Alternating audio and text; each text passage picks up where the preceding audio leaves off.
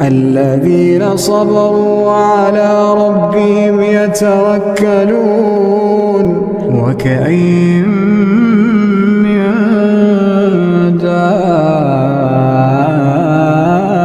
دابة لا تحمل رزقها الله يرزقها وإياكم وهو السميع العليم.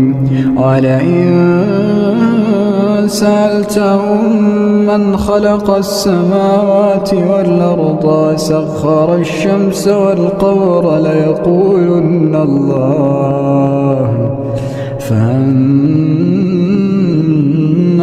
يؤفكون. الله يبسط الرزق لمن يشاء